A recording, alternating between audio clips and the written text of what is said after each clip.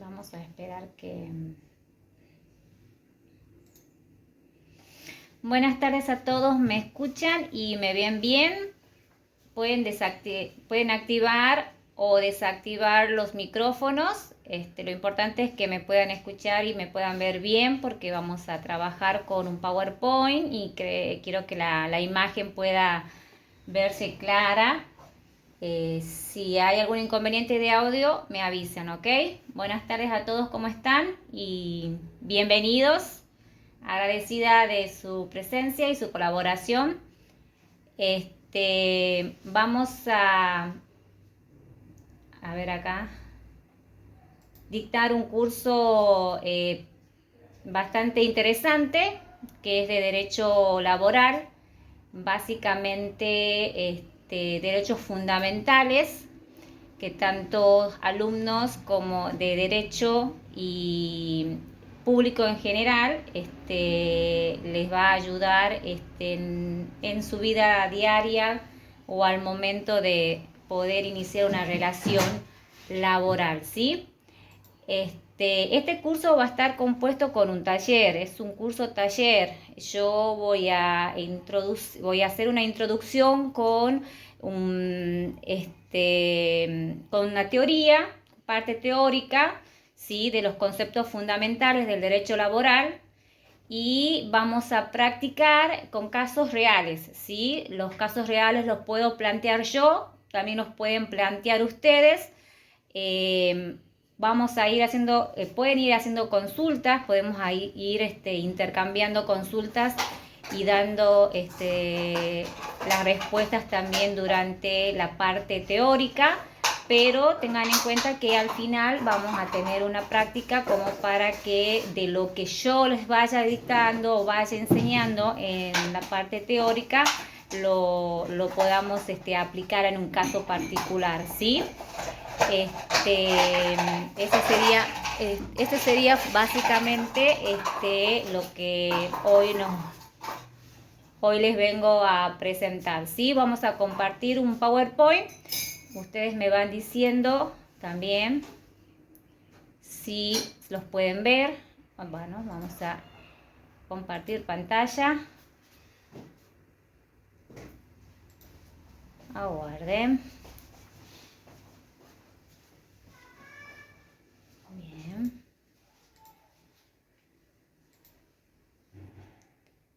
Ahí me van diciendo, se va viendo una pantalla. Está hablando mi Google. Me confirman, por favor, si pueden ver la otra pantalla. Sí, bueno, ya cargamos. Bueno, gracias.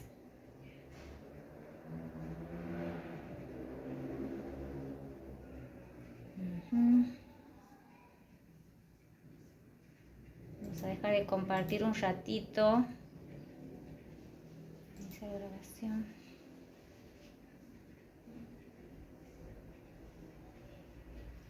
Dejé de compartir porque está cargando el PowerPoint. Ahí estamos.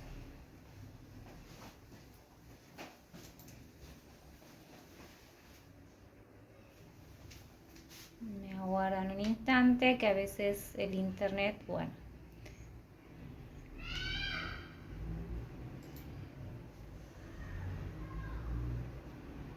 Permitimos.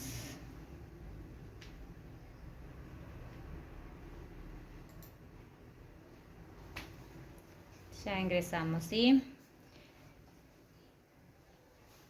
Ahí estamos.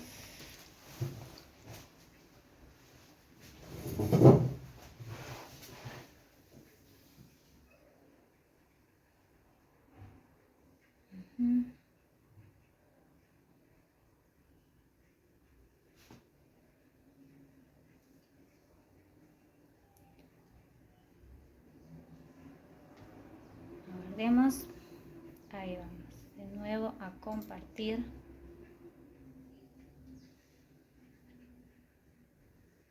Bien. Volvemos a compartir. Esto es la tecnología, el internet. A veces no nos funciona tan rápido como esperábamos. Ahí vamos a intentar de nuevo compartir. Aguárdenme un ratito. Ahí vamos.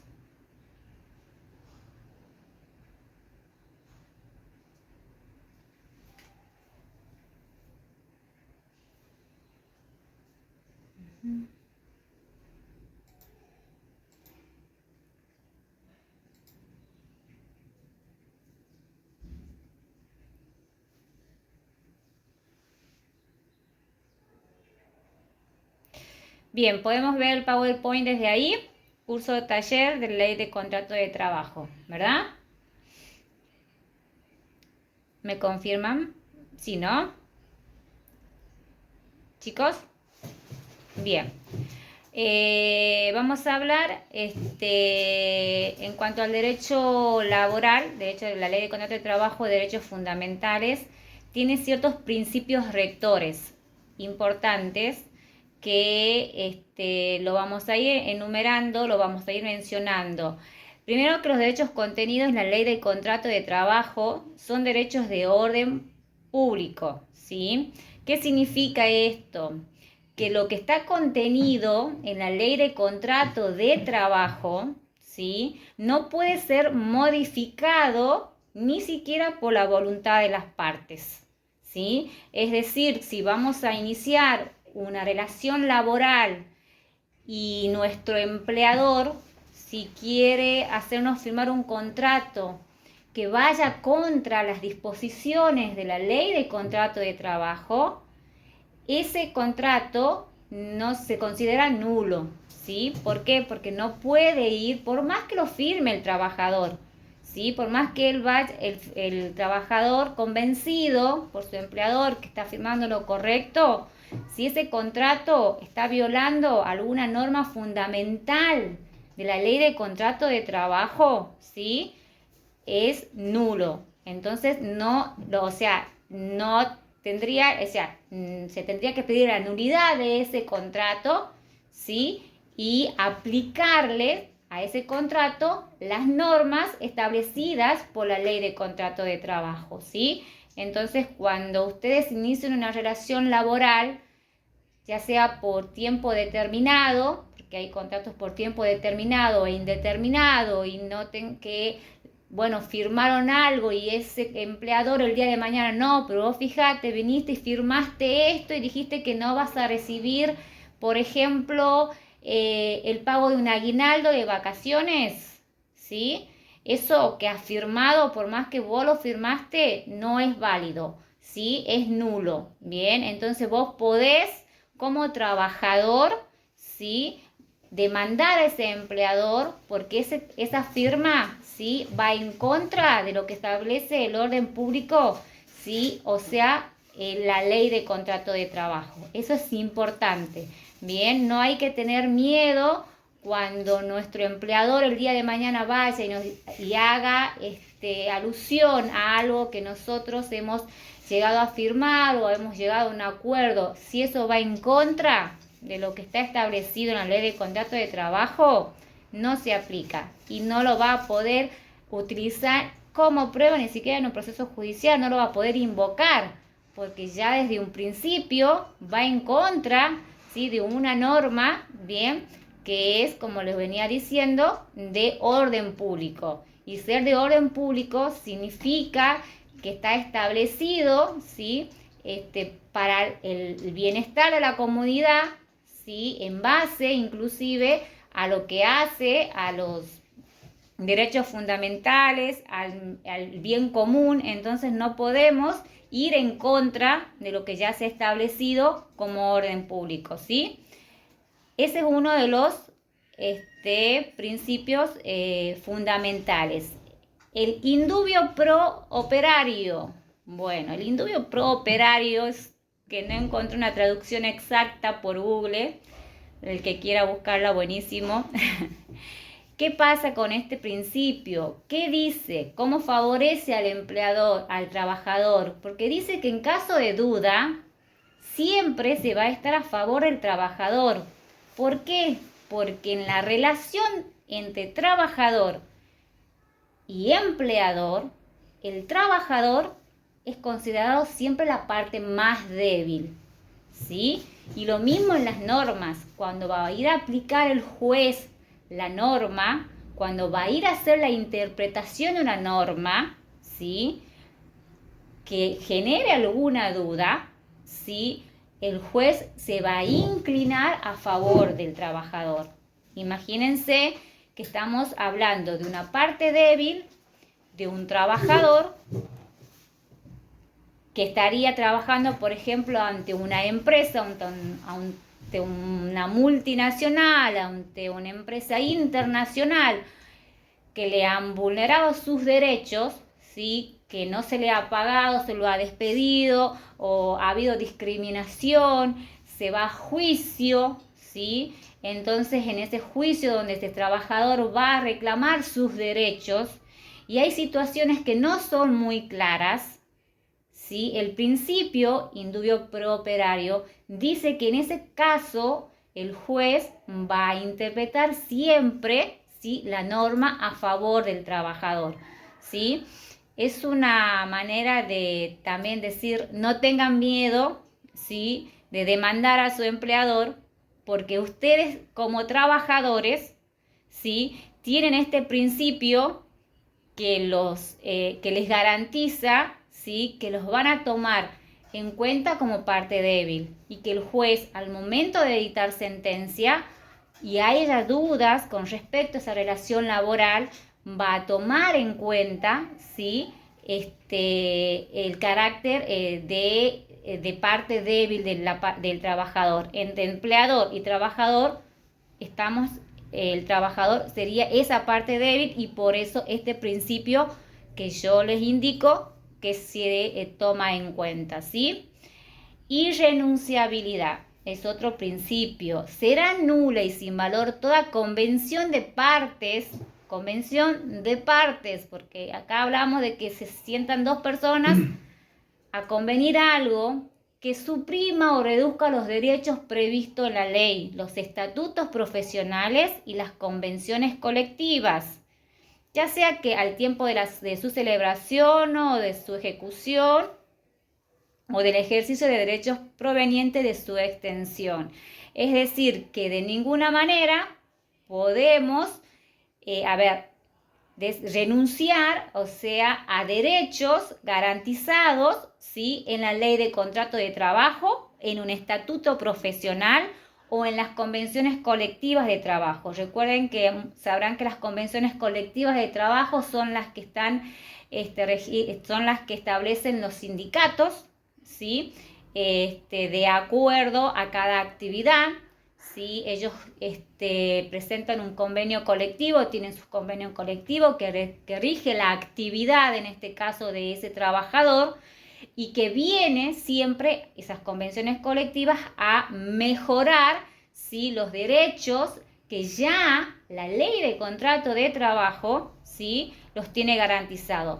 Cuando yo digo viene a mejorar, me refiero a que el convenio colectivo o estatuto profesional de ninguna manera puede establecer normas, ¿sí?, que vaya en contra de lo que ya la ley de contrato de trabajo sí ha establecido. Por ejemplo, las va a mejorar. Si la ley de contrato de trabajo le da una licencia a un estudiante de solamente 10 días al año para rendir exámenes, el convenio colectivo le puede dar 20 días. No le puede reducir a 5, ¿sí? Entonces, todas aquellas van a ser nulas, todas aquellas convenciones entre partes que vayan, ¿sí?, en contra de lo que está previsto o impliquen una renuncia, ¿sí?, de los derechos garantizados, ¿sí?, al trabajador, ¿sí? Van a ser irrenunciables todos los derechos que aparezcan en el contrato de trabajo en caso que haya un acuerdo entre las partes y decidan suprimir o reducir las normas de esta ley, van a ser nulas. Vuelvo a repetir, ahí dice, aunque haya un acuerdo entre las partes. ¿Qué parte? ¿Empleador o trabajador? Son nulas. Por ejemplo, no se pueden renunciar las vacaciones, ¿sí? O sea, no puede estipularse por convenio entre las partes que no va a tener vacaciones. La ley de contrato de trabajo establece un régimen de licencia, ¿sí? Anuales, entonces no se renuncia a las vacaciones. A ver, me dirán, sí, bueno, pero yo he renunciado en este caso. Bueno, chicos, en ese caso, si han renunciado, han tomado a una decisión con el empleador, sepan que eso es nulo, ¿sí? Entonces, o el empleador me obligó a hacerlo, sepan que eso es nulo y se lo puede reclamar y se puede pedir, por ejemplo, en el caso de las vacaciones, que se le dé las vacaciones que correspondan, ¿sí? ¿Vamos bien hasta ahí? ¿Alguna duda? Estos son principios fundamentales. ¿Vamos bien hasta ahí? ¿Sí? Sí, sí. Eso es buena pregunta, porque pasa en muchos casos, Fabián. Yo te explico, las vacaciones, según la ley de contrato de trabajo, se dan desde el 1 de octubre hasta el 31 de abril. Es decir, tu empleador te tiene que dar dentro de esos meses tus vacaciones. Sí o sí, te las tiene que dar en las vacaciones dentro de ese periodo. ¿Ok? ¿Qué pasa si vos, el empleador, no te las da? Es más, te tiene que notificar con una anticipación de 45 días según la ley de contrato de trabajo. Si estás dentro de un convenio, por ejemplo, el de SEOC te da 60 días con anticipación. Si estás fuera de convenio, se aplica la LCT, son 45 días de anticipación. Vos tenés que tener en cuenta que hasta el 31, creo que es 30 o 31 de abril, no me acuerdo cuántos días trae abril, te tiene que dar el empleador tus vacaciones. ¿Qué pasa si no te las da hasta esa fecha? Entonces vos les tenés que notificar, vos notificás mediante telegrama, ¿sí? Laboral, que es un telegrama gratuito, que vos vas al correo argentino, lo presentás, no te cobran nada, y le informás y le notificás a tu empleador que a partir de tal fecha vos vas a tomar tus vacaciones. Pero las vacaciones se las pueden tomar hasta el 31 de mayo, ¿sí? Es decir, pasado abril no te dieron las vacaciones, ya te habilita a vos a que te las tomes vos, pero hasta el 31 de mayo. Ahora, si vos pasado abril no te tomaste las vacaciones, no notificaste que vos te las vas a tomar en mayo, vos perdés el derecho de vacaciones, ¿sí? O sea, si yo quiero ir a reclamarle después al empleador, no, vos ya te tuviste la oportunidad de pedir que te las como no te las ha notificado, de informar que vos la ibas a tomar, pasó el 31 de mayo y no te la tomaste, perdés el derecho. Entonces es importante tener en cuenta en cuanto a vacaciones, eso también hay un punto que lo vamos a desarrollar más adelante, pero está bien la pregunta, ¿sí? Hay casos, hay empresas que obviamente las vacaciones se las tienen que dar todas juntas. Es decir, según las vacaciones, según la antigüedad que tenga el trabajador en la empresa, van a ser la cantidad de días.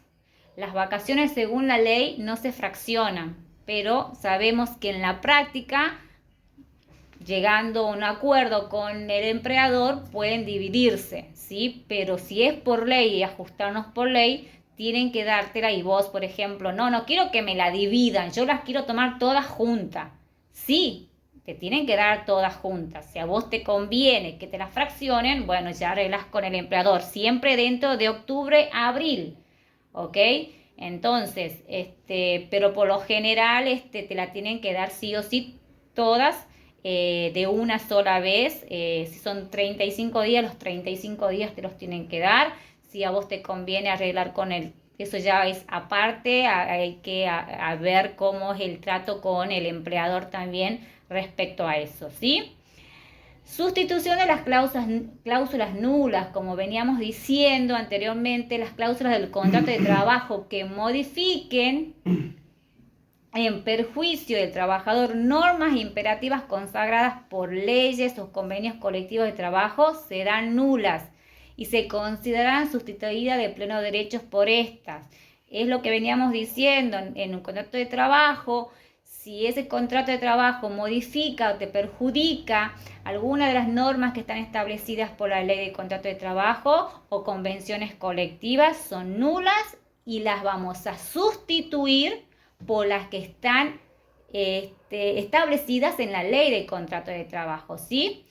Eso la vamos a enmendar, por así decir, vamos a modificarlas y ajustarlas justamente a lo que hace a lo que hace la ley de contrato de trabajo. Prohibición de discriminaciones. Por esta ley se prohíbe cualquier tipo de discriminación entre trabajadores por motivo de sexo, raza, nacionalidad, tipo religioso, políticos, gremiales o de edad. No hay beneficios o desventajas una vez que tengo el contrato de trabajo. Es un principio general que no solamente se aplica obviamente en el ámbito laboral, ¿sí? Y el último principio que vamos a ir manejando y después vamos a entrar a los derechos fundamentales es la primacía de la realidad. ¿Por qué? Les explico primero. En caso de discordancia entre lo que ocurre en la práctica y lo que surge de los documentos o acuerdos, debe darse preferencia a lo que sucede en el terreno de los hechos. Ante el conflicto que sucede entre un contrato escrito y la realidad, siempre va a pesar más la realidad.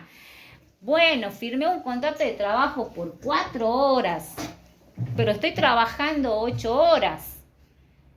Entonces, ¿qué es lo que va a primar ahí? La realidad, lo que se da en la realidad, no lo que yo firmé en la documentación de 4 horas. Entonces hay una primacía de la realidad en el sentido de que se va a tomar en cuenta lo que sucede realmente en esta relación laboral, ¿sí? Más allá de lo que esté en los documentos registrados, porque no solamente me está haciendo trabajar, estoy registrado con 4 horas, no solamente en un contrato de trabajo, sino estoy registrada ante AFIP, estoy registrada en los libros de registro con 4 horas, pero en la realidad es distinta, estoy trabajando más horas. Entonces se toma en cuenta lo que sucede realmente, ¿sí?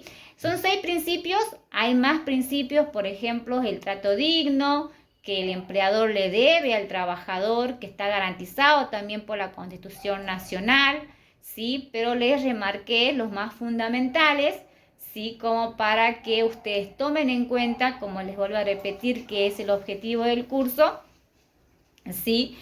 Al momento de iniciar una relación laboral y para aquellos que están haciendo la carrera de abogacía, son principios fundamentales para que asesoren a sus clientes al momento de una consulta e indaguen todas estas cuestiones para saber cómo darles una solución, ¿sí?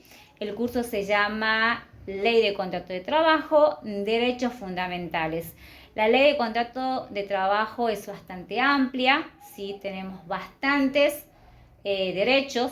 Yo solamente remarqué 8 derechos fundamentales que a mí me gustaría que mis alumnos en este curso sepan, ¿sí? Y que salgan conociendo y que difundiéndolo, y como alumnos también de la carrera de abogacía, enseñando, y como futuros abogados, defendiendo, ¿ok?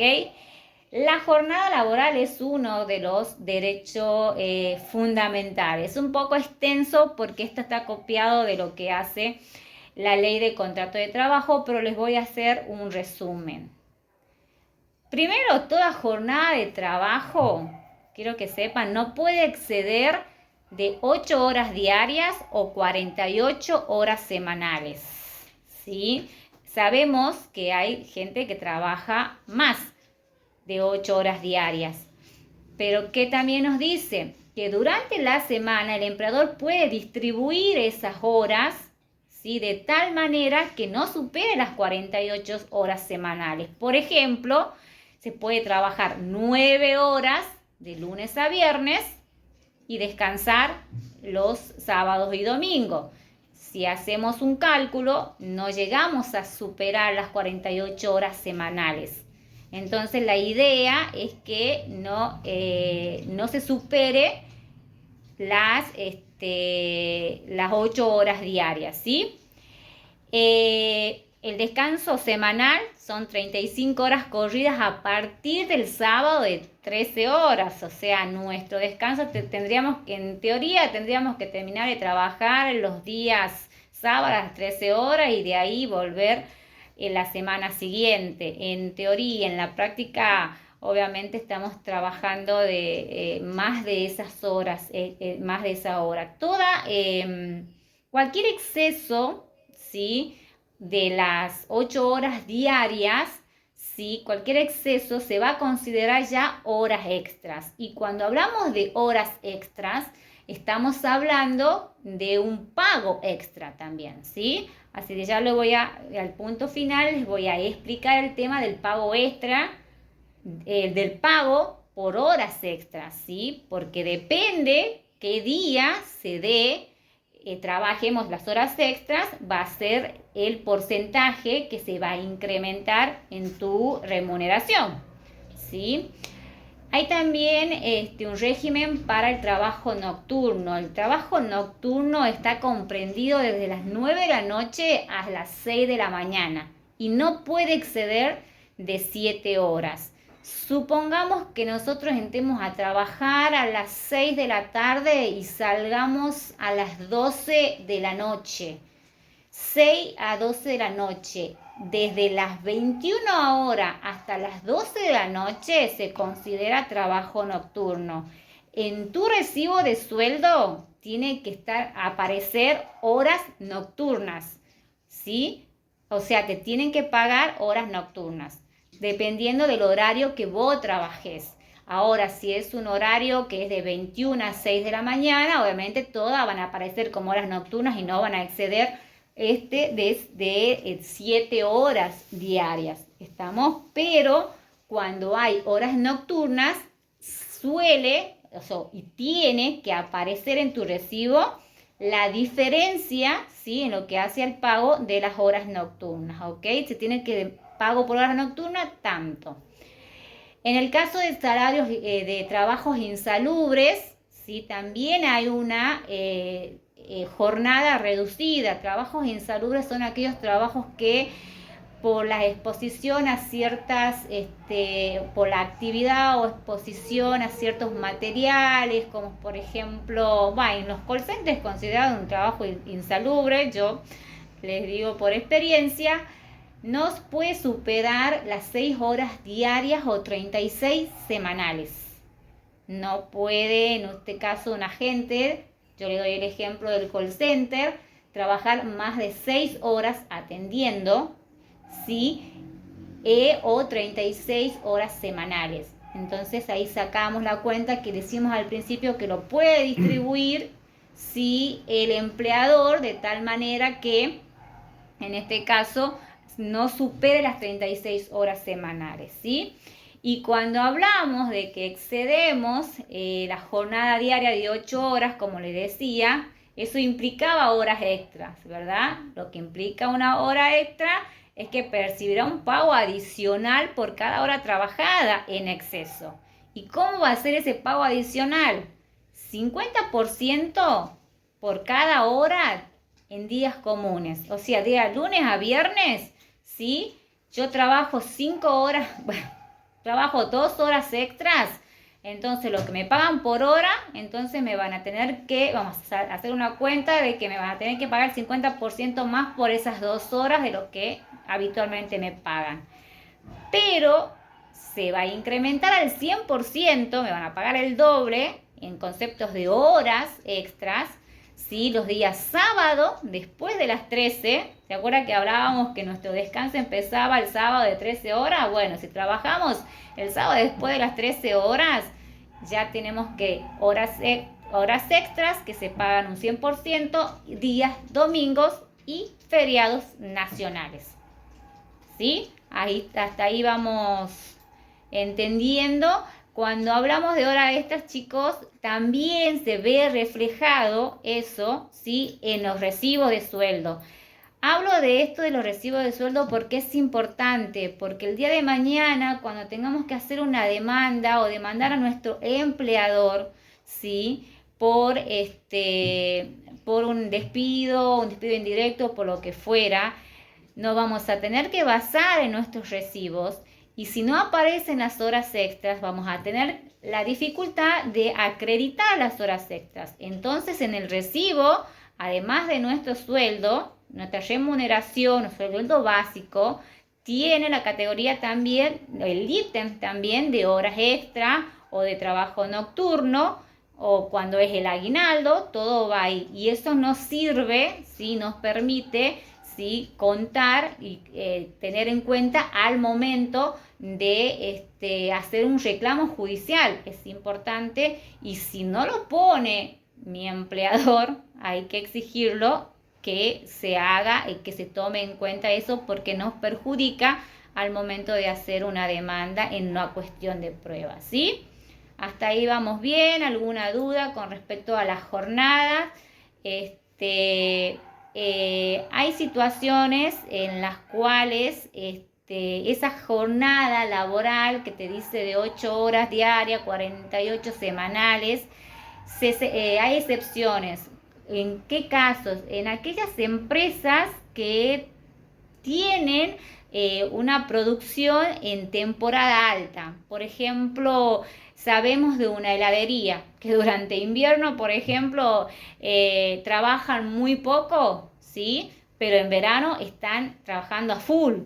Entonces podemos hacer una excepción en cuanto al límite de las horas trabajadas diarias y y trabajar un poco más, basándonos, ¿sí? En la actividad, bien, que se va a desarrollar, que desarrolla la empresa. O sea, se entiende como justificado. ¿Por qué? Porque en esa época es cuando más trabajan y más gente necesitan. Entonces ahí ese principio de la jornada laboral de 48 horas semanales como máximo puede ceder dependiendo la actividad del empleador. ¿Estamos? Son ejemplos que les puedo brindar que pueden llegar a modificar alguna normativa. Sueldo y el aguinaldo, ¿sí?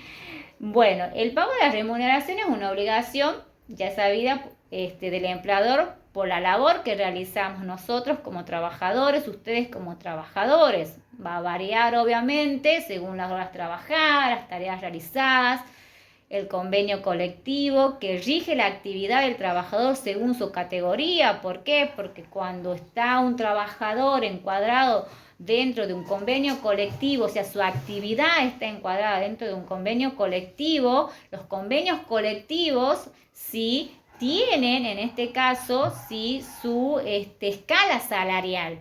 Y esa escala salarial va por categoría y de acuerdo al trabajador, a la actividad que haga, está categorizado, y según esa categoría va a ser, que también figura en el recibo de sueldo, va a ser el sueldo según el convenio colectivo, ¿sí? Los trabajadores fuera de convenio, ¿sí? La remuneración es convenida, en este caso con el empleador por el trabajo que desarrolla durante su jornada, ¿sí?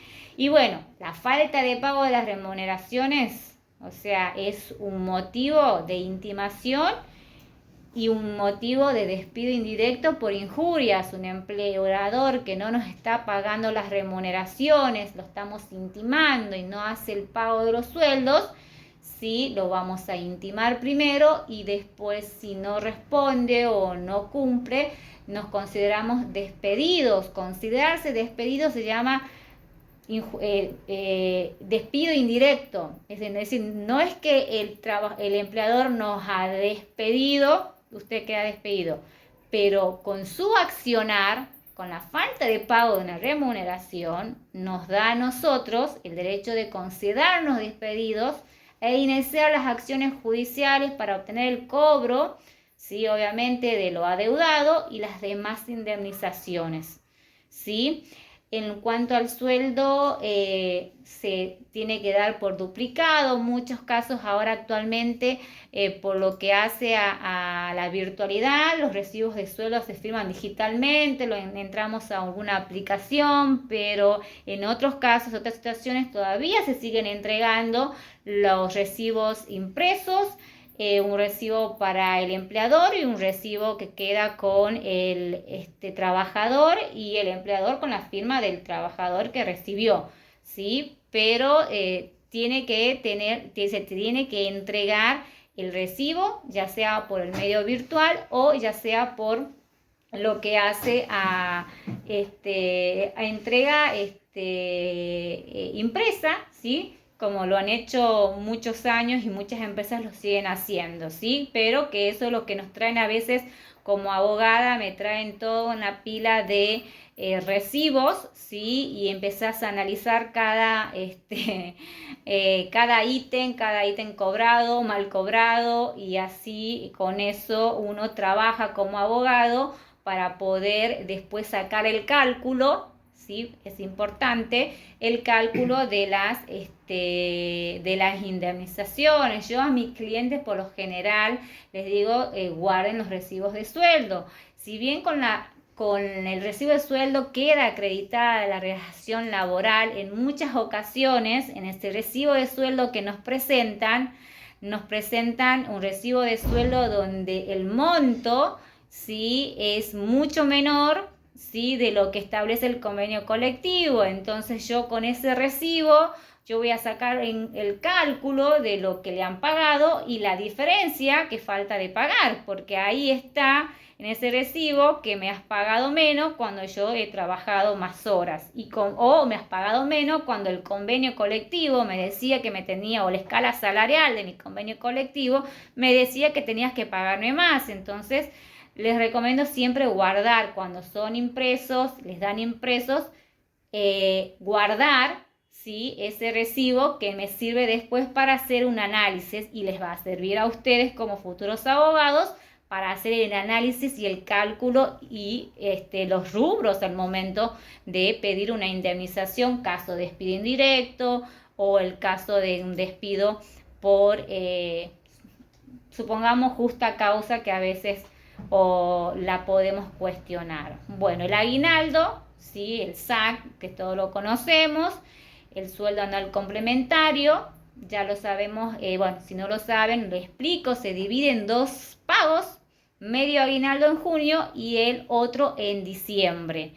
Cada medio aguinaldo corresponde al 50% de la mayor remuneración mensual percibida. Cuando ustedes le vayan a pagar el aguinaldo, vamos a tener en cuenta nosotros, a ver, de enero a junio, ¿cuál fue, por ejemplo, los que trabajan por comisión, por premios, esto o aquello, cuál fue mi mejor sueldo? Y en base a ese mejor sueldo, yo voy a calcular el 50%, ¿sí? Obviamente que el aguinaldo al momento de ser pagado también está sujeto a las deducciones de jubilaciones y aportes y demás, ¿sí? La primera cuota se paga en la última jornada laboral del mes de junio y la segunda cuota en la última jornada laboral del mes de diciembre. En la práctica muchas empresas cumplen, a veces pagan antes y muchas empresas pagan después y a veces los pagan en cuotas.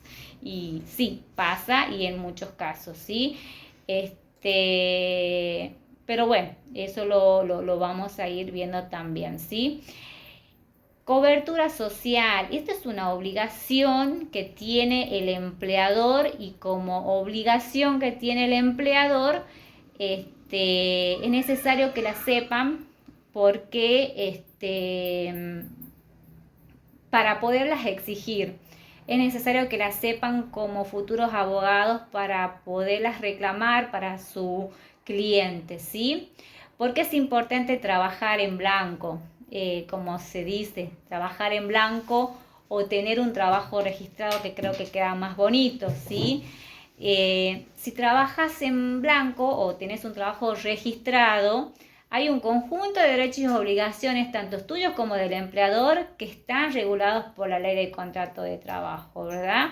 Primero tenemos la obra social, ¿sí? Nosotros si tenemos un trabajo registrado o tenemos un cliente que nos viene con un recibo, vamos a poder ver que su recibo tienen un ítem que dice el 3%, o sea que se deduce de sus sueldo el 3% en concepto de obra social, pero el aporte de la obra social, ¿sí? No está solamente a cargo del trabajador. El trabajador va a aportar un 3%, pero el empleador va a aportar el 6%. Es decir, que es una obligación de ambos allí, ¿sí? Entonces hay un porcentaje, pero siempre más para parte del trabajador, ¿sí? Del empleador, perdón.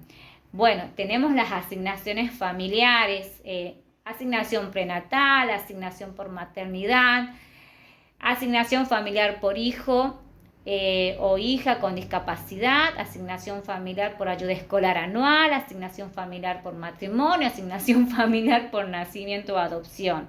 La contribución que hace en concepto de estas asignaciones también la hace el empleador en un 9% sobre la base remunerativa del trabajador, ¿sí? 7,5% para asignaciones familiares y el 1,5% al Fondo Nacional de Empleo. Fondo Nacional de Empleo es un fondo donde va destinado estas contribuciones, estos montos, y se utiliza, en este caso, esos aportes, ¿sí? que llegan al Fondo Nacional de Empleo para cubrir lo que llamamos, se me fue el de desempleo, cuando quedan sin trabajo, le pagan un fondo de desempleo, no me salía que lo pagan CES. Entonces esos fondos, ¿sí? ¿De dónde salen ese dinero? También está por medio de lo que contribuye, ¿sí? El empleador, y también cuando hay jubilados que siguen trabajando, ustedes van a ver, van a saber que cuando un jubilado puede seguir trabajando hasta los 70 años, ¿sí? Pero ¿qué va? En el recibo le aparece que le siguen descontando la jubilación, pero ya está jubilado. Bueno, le descuentan esa jubilación, pero ese 11% va a este fondo. Entonces este fondo permite a aquellos trabajadores que han quedado desvinculados, ¿sí? Poder cobrar el fondo de desempleo que depende de la antigüedad, va a ser el monto que vayan a percibir, ¿sí?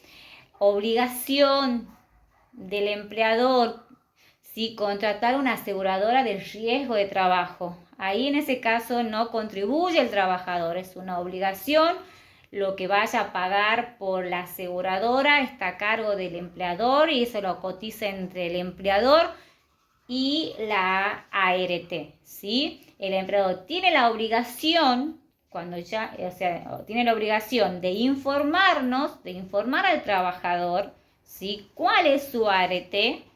De entregar una credencial de la misma, que lo que es recomendable de entregar una credencial a la misma, que en esa credencial figure el nombre del trabajador, su CUIL, la empresa, ¿sí? Porque si hay un accidente in itinere, o sea, del trabajo a casa o de casa al trabajo, ¿sí? Tenga al menos la credencial, el número y pueda contactarse. ¿Por qué? Porque ante un caso de un siniestro, ¿sí? Laboral, la denuncia la puede hacer ante el mismo empleador o llamar directamente a la ART. Entonces, este trabajador tienes que saber cuál es, y no pasa en todos los casos, porque hay casos que contratan una ART, ¿sí? Y les informan cuál es la ART, pero después cambian de ART y nunca te informan cuál es tu ART. Obviamente vos lo podés consultar ingresando a la página de la Superintendencia de Riesgo de Trabajo, cuál es tu ART, lo puede ingresar con su número de CUIL, pero la obligación del trabajador es esa, justamente la de informar cuál es tu ART, darte la credencial y en caso de siniestro, nuestra obligación como trabajadores, ¿sí? Es la de denunciar el siniestro, ¿sí? Ya sea ante el empleador, que se encargaría de contactarse con ART o directamente a la ART. No hay nada que te diga si tenés que pasar por el empleador y denunciarlo. Podés denunciarlo directamente a la ART te va a decir, te da el número de siniestro y vos vas y te va a decir tenés que venir a tal sanatorio y vos vas con el número de siniestro, ellos ya tienen todo registrado y después le informan ellos al empleador, ¿sí? No hay algo que te diga sí o sí, tenés que haberme avisado a mí. No, está la ART y tienen que tener esa información para que ustedes puedan, ¿sí? Informar el siniestro. Acá puse un tope. ¿Por qué puse este tope? Hay 158.366 pesos de marzo del 2022. Cuando hablábamos de asignaciones familiares, ¿se acuerdan que es una de las obligaciones del empleador? Sí, hay un tope. No todo trabajador las puede percibir. Depende del salario que perciba el trabajador, ¿sí? No es lo mismo un trabajador que cobre 50.000 pesos que un trabajador que cobre 250.000, 350.000 pesos.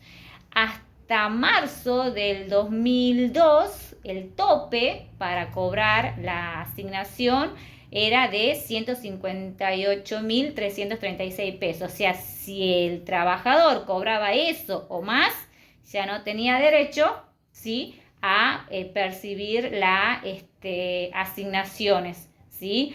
O van disminuyendo o haciendo cada vez menos lo que van cobrando, ¿sí? Ese sería el tercer derecho fundamental. Vamos a los aportes jubilatorios. Otro de los beneficios que les remarcaba también y es muy importante porque la jubilación el día de mañana es nuestra subsistencia, nuestro medio de sobrevivir, de poder cubrir gastos, ¿sí?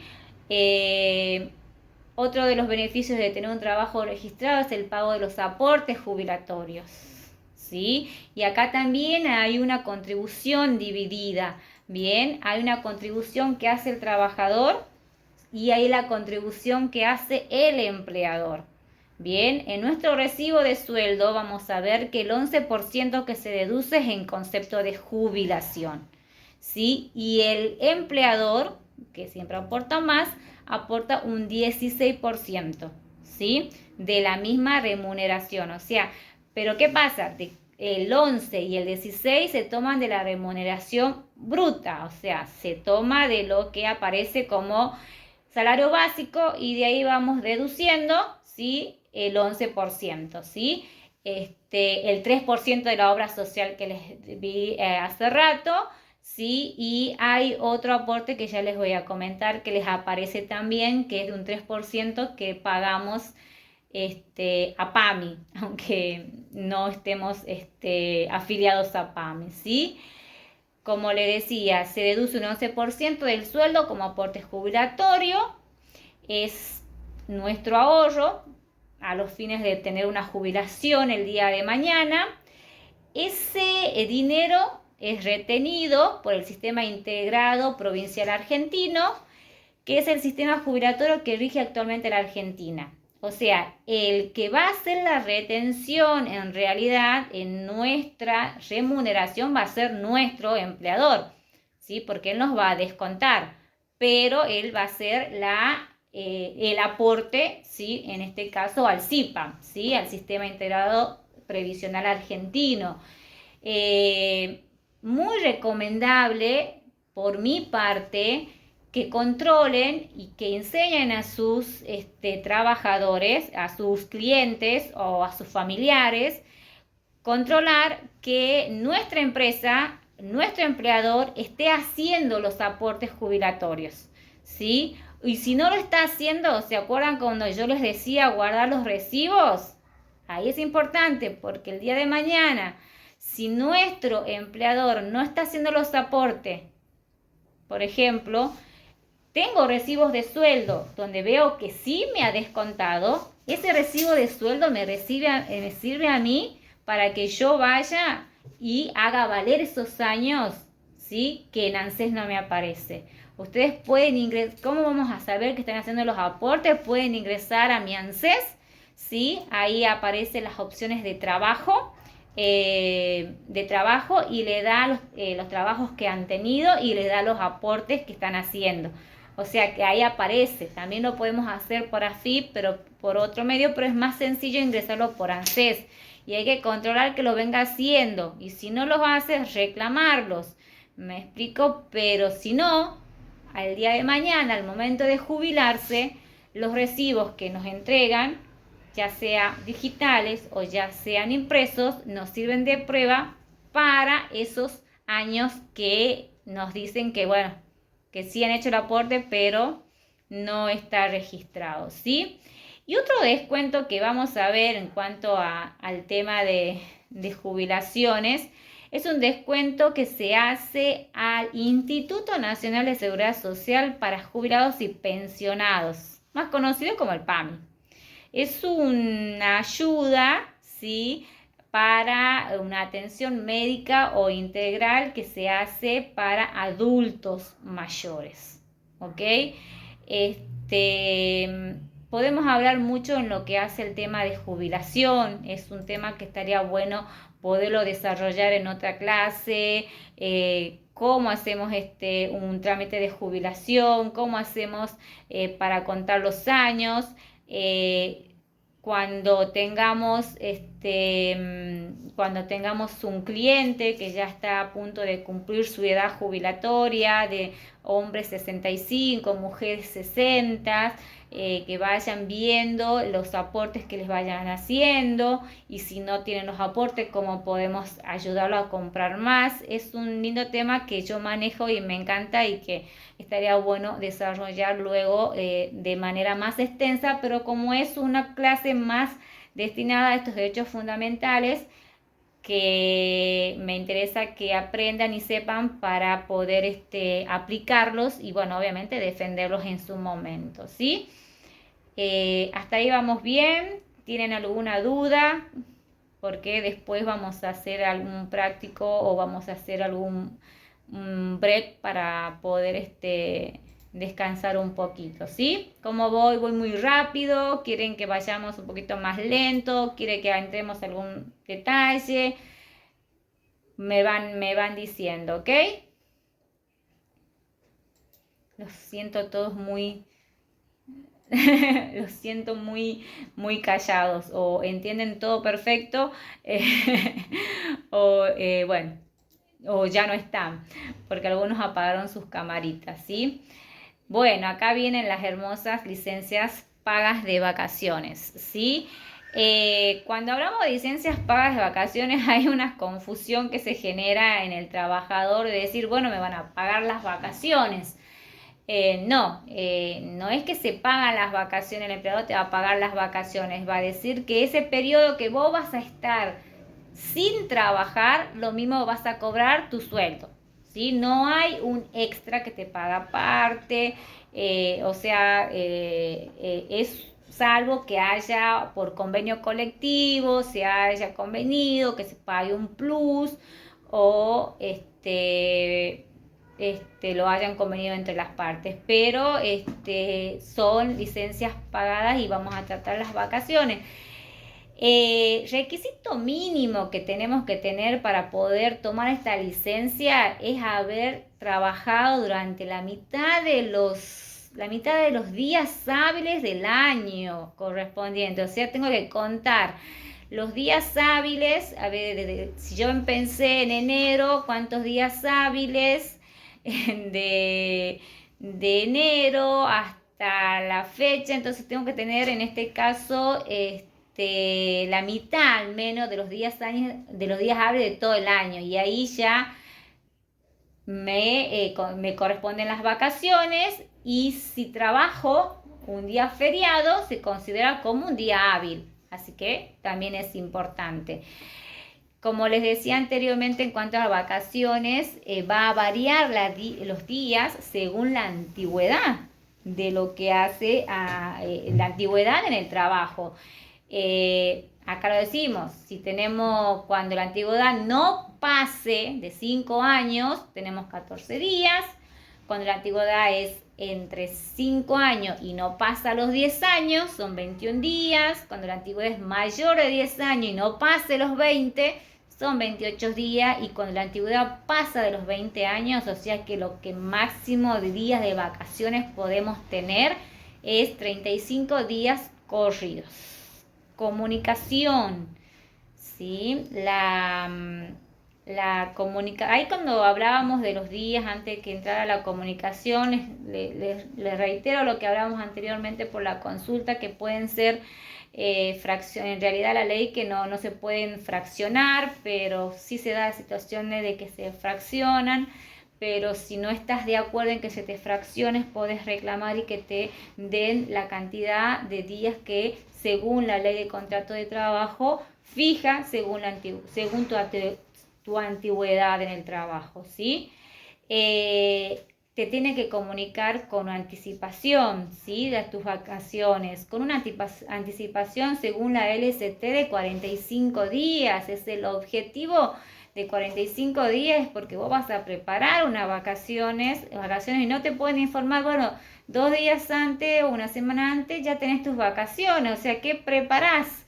¿Qué boleto compro? O sea, no aprovecho ninguna promoción, ¿cómo organizo? Entonces, si se trata de vacaciones, lo importante es que te den con anticipación, te las notifiquen con anticipación por escrito y con firma. A veces te lo notifican por carta de documento, a veces te las notifican con un formulario y con firma tuya, que prestas el consentimiento, pero a ver, si viene mi empleador y me dice 2 semanas antes, tenés que salir de vacaciones, yo me digo, no, vos me tenés que notificar con 25 días de anticipación.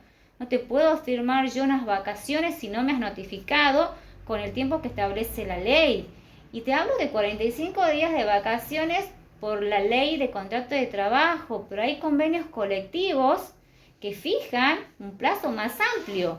Por ejemplo, el convenio de colectivo de empleado de comercio te dice que el plazo en la comunicación, ¿sí? de las vacaciones tiene que ser con una anticipación de 60 días.